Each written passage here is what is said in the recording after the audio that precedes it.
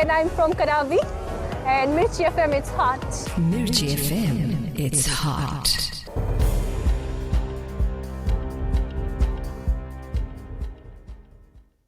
Ni sambol binaka sa ikongo na Vakaleleka ni nonday tukutuku ng bongi ndinday. Sa bebandreti na nonday lilini matin tu berengi mbay ni marama weekenda na leo ni Vanua. Mendakaku ni toro baga mamanta na iwaro ni nraki soliti ko na ngonongo.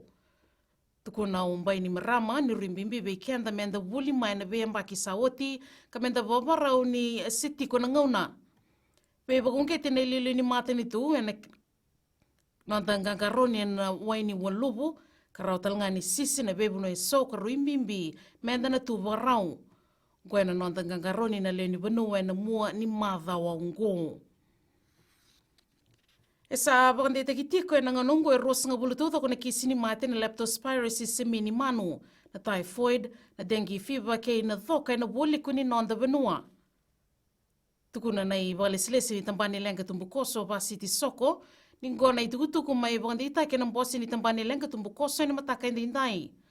Sabi basal takitinga na tambani lenga tumbukoso na kena batawani na wai kena reidi misabasaba na kakane to ribaki na nonrangarao ni nonda leni banuwai na buku ni kena rao ni beito binamatungu.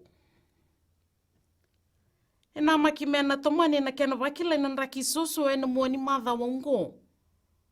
Tukuna tambana ni nraki may nandi ni tiko na banana ni rau mena laki buki mena ndua na dhava na ua ni nraki susu ongo ka mena toka ni bagatanga dengan ndua ena mataka ni mataka. Tiko na ni rau talanga mena ngai baganditaki na adhe ni dhava ongo ena singa ni mataka. E kure ni lebusara na udha e wakilai ma na viwa ena mataka ena noa ki na viwa ena mataka ena indai.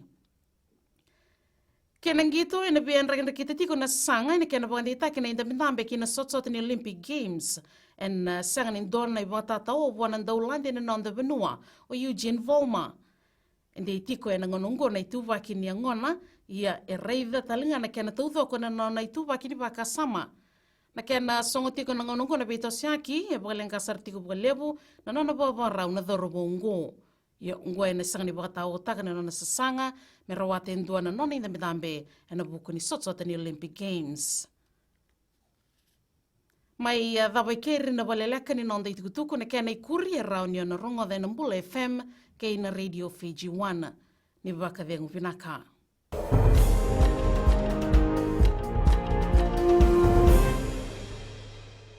Hi, I'm Ini from Raki. I love Gold FM, only the classic hits. Gold FM, only the classic hits.